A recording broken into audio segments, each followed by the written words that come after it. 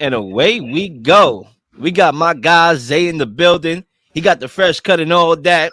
What's going on, my guy? How you doing? Hey man, thank God it's Friday, right? It's a great time to be, just alive and everything going well. Always in paradise, staying in paradise mentally. A little chilly outside, but that doesn't stop the rain. The rain of positivity, that is.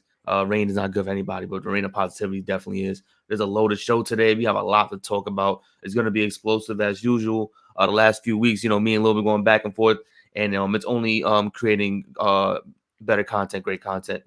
It's always love with Lil. We always love talking sports, and especially when you're talking sports and you're very passionate about it, it's gonna get a little heated from time to time. And hope everyone's entertained and also staying knowledgeable and informative on everything that's going on because there is a lot going on, not only in sports but in the world. Stay sane and enjoy your weekend. Absolutely. We hope that y'all entertain, but we also hope that y'all use your brain. Okay, that's the most important thing in your body, along with your heart. Use it. Okay, use it, especially when you listen to sports, because you're gonna hear unpopular takes. When you come on this show, you're gonna hear something you probably never heard before. All right, something that wait, hold up. Let me digest what this brother done just said. But at the end of the day, if you use your brain and listen to the context of the statement, we should have no problems here. You may disagree. At the end of the day, we don't have to agree, right? I could look outside and see that the sky is blue. You may see it's red. But at the end of the day, if I make my arguments, you got to be like, fair game. Keep on moving. But Zay, of course, it's always a pleasure to debate these sports with you, man. Even when we get in intense debates, you know that because at the end of the day, we passionate. What you see is passion. Okay. And I respect passion on either side. And you know what? Let's bring that passion right about now because it's going down, down, down. Should Lamar Jackson's current contract situation make the Ravens offensive coordinator gig unattractive on the market? Zay, talk to a brother. And I think for me, right, I think when we talk about Lamar Jackson and what's going on over there in Baltimore Ravens, we talk about J.K. Dobbins, shouting out the coaching staff. We're talking about he wants more touches, he wants more premier plays for him, designed for him. We talk about the receiving core over there. We talk about the tight end being the primary receiver essentially on that team. It begs the question: is this job attractive? And I think it's unattractive if Lamar Jackson is coming back to the Ravens or not. The reason being is because when Greg Roman was there, the Ravens were at the top of the game offensively when he first got there. It was getting 30 points a game, and it dwindled down to 20.9 at the last season. It was 19th in the league. He gave the ball to the best player on the football field, which is Lamar Jackson. He allowed him to be the primary a weapon on that football field and allowed him to run the ball up and down the field. And they were having positive impact on that. The record was looking well. But you have disgruntled guys on the football field not getting the football. J.K. Dobbins just shout out the coaching staff. Why am I not getting the ball if Lamar Jackson's out on the field and Huntley is being put in this position? We gotta look at Rashad Bateman, a guy who's in and out the lineup. We don't know if he's healthy. They drafted him early to be this number one receiver on the football team. And, we have yet to see if he can be that for a full season, with his health issues. We've seen receivers here and there go in and out the rotation. I mean, the depth chart. We've seen, Mark Andrews still being explosive, but is it enough for them to really come out of the AFC to be that team to come out the AFC and win championships? We don't know. And as an offensive coordinator looking for a job or looking at the Ravens as a potential destination, there's questions. Is like, can I work with these receivers? Is Mark Andrews enough for my plays to be justified to win us football games? Is it going to be possible for me to remove the ball from Lamar Jackson's hands and give it to J.K. Dobbins most of the time and allow Lamar Jackson to be primarily a passer? There's a lot of questions when you talk about that Ravens offense because when Greg Roman was there, everything was running through Lamar Jackson, the best player on a football field. So everything seemed a little bit better. It seemed like he had a heavy workload, of course, but also when you want to put the ball in your best player's hands at all times. And when it's in Lamar Jackson's hands, people feel more at ease. They feel more comfortable. But if they're giving a ball to Gus Edwards, J.K. Dobbins, if they're making a pass play to Bateman or Andrews, that's when people get a little edge of the seat. They don't know if that's a recipe to be for success. So I think, right now, if you're an offensive coordinator looking at this Ravens offense, you're like, what can I do to really fix this offense that was already thriving before my arrival? And I think right now that's what makes it unattractive. Yeah, I'm gonna respectfully, off the rip, okay, disagree with your take there. This job is attractive for a couple reasons. Now, there is one argument for the unattractiveness about it, and it's a totally different way. And I'm gonna explain that in a second. Now, why it should be attractive? Well, Claire, they wear purple and white, bro. That's royalty. Now, let me stop that nonsense. You know what I mean, okay? The reason why it's attractive is because, first of all, hypothetically, just throwing a hypothetical theory out there. Let's say when you get the job, because chances are you're going to get the job before you know Lamar Jackson's future with the team or not. Basically, this question is, would you rather take that chance knowing what could be at the end of the road, right? So let's say you don't know what's at the end of the road, but you take the job because you want to coach Lamar Jackson. Okay, cool. Let's say hypothetically they trade Lamar Jackson. You really shouldn't worry about that because chances are you're going to get a haul. Okay, yeah, you're talking about first rounders here. First of all, you're talking about first rounders. You're talking about second rounders. You're talking about third rounders. Lamar Jackson is a top 10 player in this league, no doubt about it. Okay, anybody that's saying he's not really don't know what they're talking about. He's a generational prospect. We know that. He is not going away for a ham sandwich. You're getting an arm, you're getting a leg, you're probably getting a head for Lamar Jackson. So chances are you will be in position to still work with a team when you talk about their defense, championship level. When you talk about the running game, who knows? Who knows how the offense is going to look? Who knows if whoever's going to be the quarterback, what style of offense they're going to run? We don't know that. You have a chance to work with a stable organization in the Baltimore Ravens. And what better stuff can you ask for? Some of these, OC jobs that's open right now, they're not stable. The Ravens are a stable organization. They won a Super Bowl. Second of all, as Zay look like he's having technical difficulties here. Okay, Zay, you live? You good? Wi-Fi Oh, acting up. Wi-Fi trying to mess up the flow. yeah, the camera, man. It's all good, man. You know how the Wi-Fi be. Anyway, let's get back into the flow, right? So basically, Zay, you have this narrative when it comes to John Harbaugh, the same narrative I have when it comes to Mike Tomlin, right? Right? And it's crazy because you could make an argument for and against Mike Tomlin being overrated and John Harbaugh being overrated. Because that's our famous lines. I believe that Mike Tomlin is overrated. You believe that John Harbaugh is overrated. You can make the case for both either way, depending on what your expectations are and what your standards are. Okay, that's a bevy of factors that go into that. Harbaugh has only won 2 playoff games in the last 10 years. The Steelers only won 2 playoff games over the last 12 years. Both guys are underachieving statistically. Okay, when you talk about playoffs, which matters the most. Nevertheless, the difference here is that John Harbaugh was willing to revolutionize his way of thinking. He said in the press conference before he hired Greg Roman, which by the way, I don't know why they fired him. Okay, and I'm gonna get to that in a minute. He said that he wanted to revolutionize a style that no other team in the NFL is using. And that was the case for the last couple of years, where 95% of the league was zagging, the Ravens were zigging. They were doing their own thing over there. And that's a credit to John Harbaugh's willingness to adopt a new mindset, adopt a new philosophy, run the football with Lamar Jackson, with the running backs. Greg Roman's offense is not catered to wide receivers at all. It's not. That's why wide receivers don't want to go to Baltimore. It has nothing to do with playing with Lamar Jackson or not. It's about the system. Okay. And we know that's one of the more diva-ish positions in the NFL. Chances are you're not going to roll with Greg Roman. But the tight end is of use. The quarterback is of use. The running backs are in use. And that's why those guys tend to do well. So that's why when you come here, talk about Andrews producing, yeah, he's supposed to.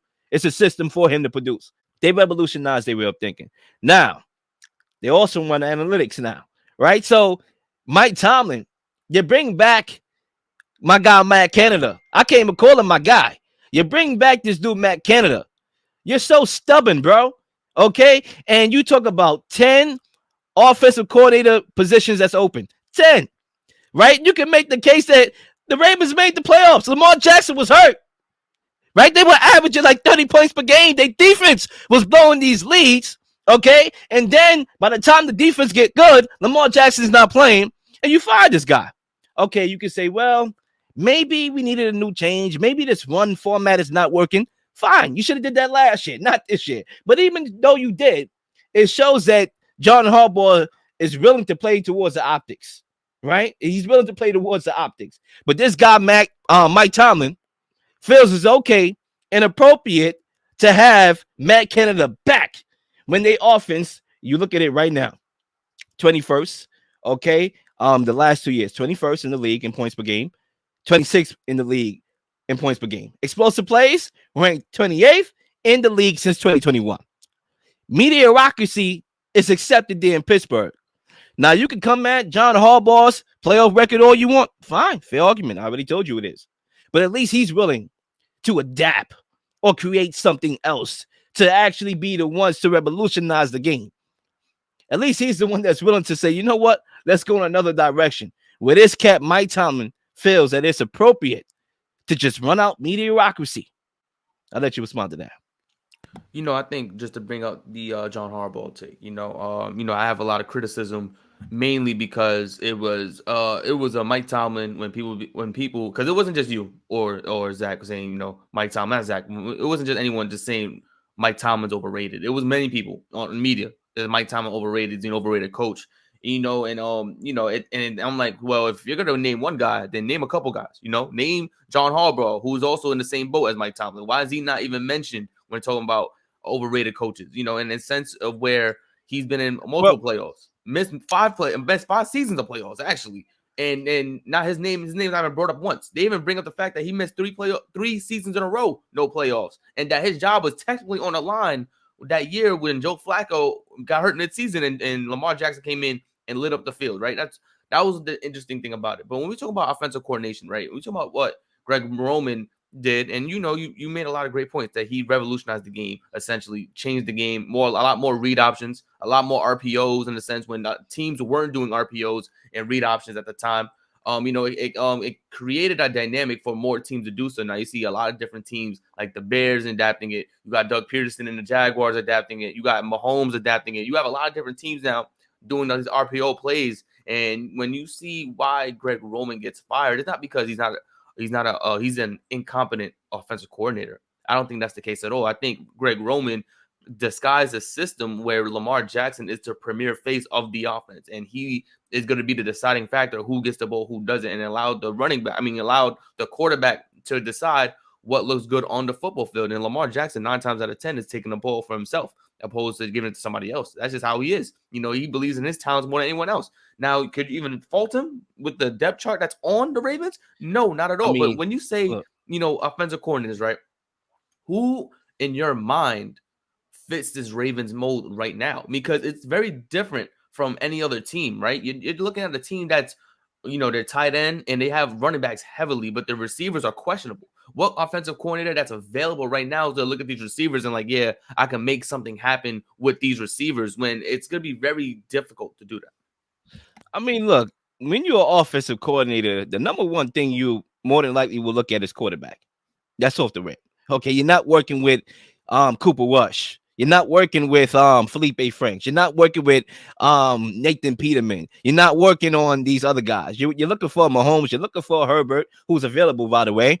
I'm pretty sure the Chargers' job is the most lucrative offensive coordinator job, if you ask me. You get a chance to work with Justin Herbert. Say what you want about Brandon Staley there, but defensively, he did his thing for the year. They actually performed well, even though they were undermanned at times due to injuries. It was the offense that underachieved this year. And now you get a chance to fill that void. So whoever you think is the number one guy that's an offensive coordinator right now, I probably would say Frank Wright would fit perfectly over there. They're the number ones, clear. But when I look at some of these openings right now, let me get to the list, right? Hopefully I got the list here with me. Actually, I do. Okay. You got the Buccaneers. We don't know what the word is with Tom Brady. Me personally, I believe that Tom Brady's out of there. He's gone. Okay. If Tom Brady is gone, you're more than likely looking at a rebuild situation over there because Chris Godwin is expensive. Mike Evans is expensive. You don't have no draft picks to get better. If you don't get a veteran quarterback that can win off the clearance rack, you're rebuilding. So that job is not going to be as lucrative anymore. The Washington Commanders, have they ever been legit? Have they ever been relevant since the days of Doug Williams? That don't look like an attractive job to me.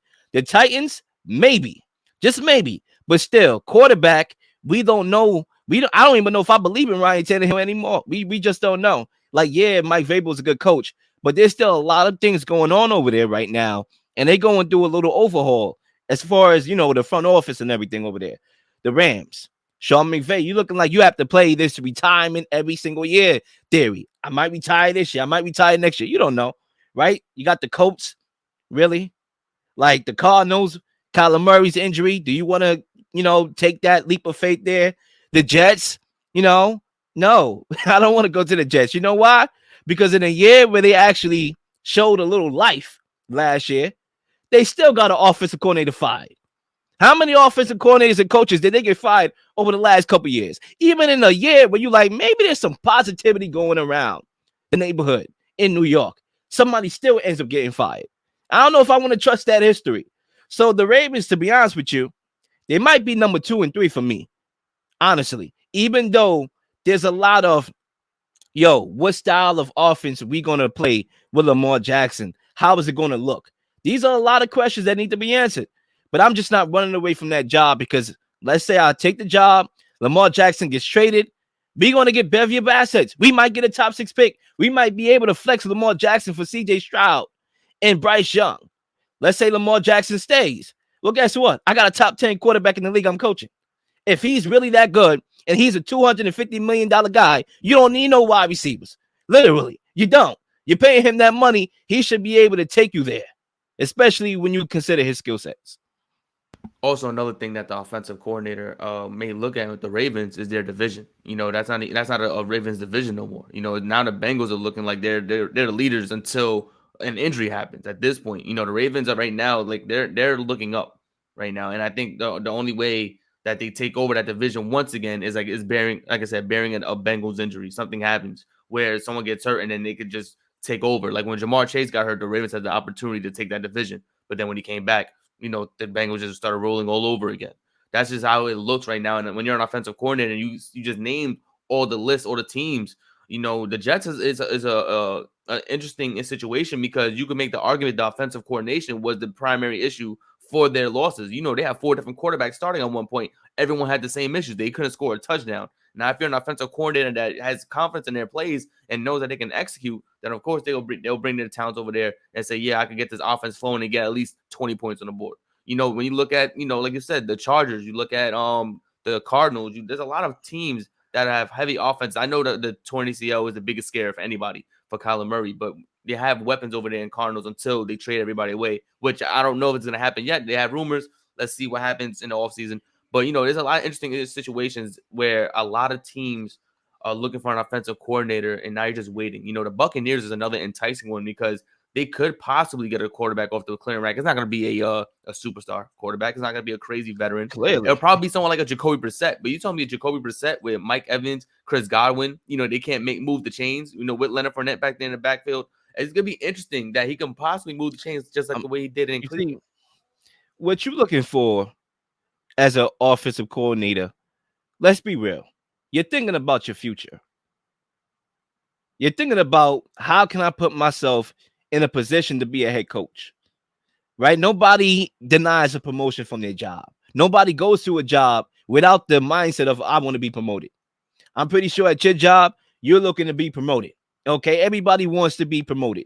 So when you go to a job or open vacancy and you're offensive coordinator, your goal is where can I go where the team has a great quarterback that can make me look good. It's not even only about the wins. You can make the playoffs and I can still look bad, right? It's about how can I make the quarterback look good so he can make me look good, So even in a situation where, let's say we don't make the playoffs, but our offense is scoring 30 points per game, then yeah, more than likely the coach going to get fired and I'm going to get the job because they ain't make the playoffs. You know what I'm saying? So if you really want to look from another angle, you call John Harbaugh overrated. And most people think like you, he probably going to be out. And you could go to a situation where you have Lamar Jackson as an offensive coordinator, right? As a quarterback being the offensive coordinator, he can make you look good. If he's overrated, he may get fired. You might be the guy. So there's a lot of ways you can look at it. Me personally, my number one thing will be quarterback play. Brandon Staley is another one. This guy, everybody want this guy head on a silver platter right now, especially after that blown lead. And he's on the clock. He may not get fired this year. I doubt it. But let's say you go over there, you take that job, he gets fired. You might be the next in line up. So I think the Ravens still have a chance to make an offensive coordinator look good. You're working with Lamar Jackson. These other teams that fired offensive coordinators, the Patriots. The Patriots, we already know Bill Belichick got that job on lock. But the argument that you can make is that he can make you look good because he had in the past. There was other, coaches. I ain't gonna name no names that shouldn't have been head coaches that ended up right back with this guy. So that's the only situation. But I think the Ravens are top 3. Let me ask you a quick question. Okay, I think we touched base on it, but I don't think we really had a full in depth conversation regarding Greg Roman. Do you feel like it was a justified firing that his removal was important for the Ravens' future and progression, or do you feel like it was like one of those like scapegoats where he got the blame for the injuries and the miscues of the Ravens offense? That's a good question. Very good question. Made me have to take a sip of the water. You see, I have my own theories about that. You can look at that from a magnifying glass. Me personally, I think this may be what happened. I think Lamar Jackson wanted him to go. I think what the Ravens are trying to do is make Lamar Jackson feel comfortable because of the unrest that the media is pumping. I don't really think there's no beef like that. The media is probably the one that's pumping the beef to create narrative so we can come on this show and everybody eat off of that. Everybody, the mainstream media corporations and the new media corporations, everybody feasts off of drama. It is what it is. That's the business we chose.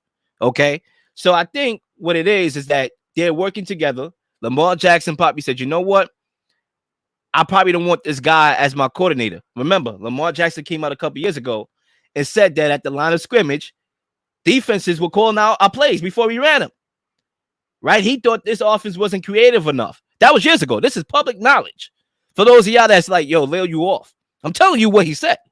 So maybe he got into ownership's ear and was like, yo, I want this guy out of here. And maybe Lamar Jackson ain't going nowhere. Who knows? Obviously, contracts can change everything. So that's what I think happened. And that's why he was fired. And if that's the case, you're not going to live with that. Because at the end of the day, Lamar Jackson, OC, bye, OC, bye. You're on the first plane smoking. Back to the unemployment line. But if it wasn't, and they used him as a scapegoat, then what are we doing here? I mean, Lamar Jackson wasn't playing. That's a great point. I think for me, it was more of it was a lot. I think that even if Lamar Jackson was saying something, I think that J.K. Dobbins exit interview after the playoffs was very telling. If it wasn't for Harbaugh, it was for Greg Roman, whoever it was. He didn't really specify names, but he did say he wants the ball more, and that Huntley shouldn't have been the guy getting the ball as much. So it was definitely a difficult conversation probably Harbaugh had to have, because when you look at the stats, they weren't anywhere below 19th since Greg Roman's arrival as offensive coordinator. So that's middle of the pack, at least, at bare minimum, at the worst actually of his career, his tenure in the Baltimore Ravens. He was middle of the pack offense, and that's solid, especially if the defense is playing good. He went from best and unfortunately declined as the years went on. But I'm just interested, because if it was Lamar Jackson that said, get this guy out of here, I'm interested to seeing what kind of offensive coordinator he wants to play for, because it's like Greg Roman made sure that you had the ball in your hands at all times. You were calling the shots. You were the guy that if you wanted to make the audible, you wanted to make the play change, you were given the autonomy to do whatever you wanted. And the fact that you want to remove him for who? I'm confused on what do you go from at this point, because the guy that you once had gave you everything to succeed as a quarterback and everything MVP. To just be the primary guy. And you want an MVP with the guy, right? You want an MVP with him. Like I said, this situation is so, talking about the Ravens right now, Lamar Jackson and that whole situation, it's a roller coaster. It's a real big conspiracy. It really is, right? Lamar Jackson down the sideline. Then I'm hearing some fools and bots in my comments on YouTube saying, well, the swelling of the knee, stupid. He was at the game a couple weeks before. Real quick, I think our Robert Griffin Jr. The third, he said on TV that what would happen was that he was sick. He didn't attend the game because he was actually sick. So he wasn't on the sidelines Sick of because the of Ravens, illness. probably. Sick of the That, Ravens. that's what he Okay. said. Yeah, He I'll said be sick too. I mean, hey, money is money. More money, whatever.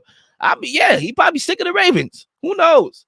But I think for me, this situation is really interesting because they said that Harbaugh did, or whoever it was, I think it was the coach or the owner, or it might have been Harbaugh. One of them said that he's going to be involved in the process of finding a new OC. So, of course, he had to been notified. If he's going to be part of the process to find a new one, he had to have intel that this firing was going to go down. He had to sign off on that, right? If you're trying to resign your quarterback and you're saying all the right things in the media, you would not fire Greg Roman without the approval of Lamar Jackson, without the sign off. Like, yeah, okay, he out of there. Or without him coming to you and telling you that. Either one of the two. Either way, he had to sign off on that. And that's why I'm a little bit confused, because you sign off on that, but yet you want an MVP with this guy. Yet last year you was not playing down the stretch of last year because you were hurt. This year, allegedly, like I said, so many conspiracy theories out there that why he didn't play. You was hurt. That's why you ain't play in the playoffs this year, where your team got bounced. And they did a fairly good job in that game. Outside of that one red zone error, one could argue y'all almost beat Joe Burrow with Tyler Huntley. So that's why I've been on the side of, okay, let me talk things through. That's why, last week's show, it probably came off like, yo, I'm not in favor of Lamar Jackson. I've been vouching for Lamar Jackson since my freshman year of college. Before anybody knew this man's existed, I was on the air. But at the end of the day, I'm going to call a spade a spade. A lot of stuff is suspicious here. And we just got to find out how it plays out going forward.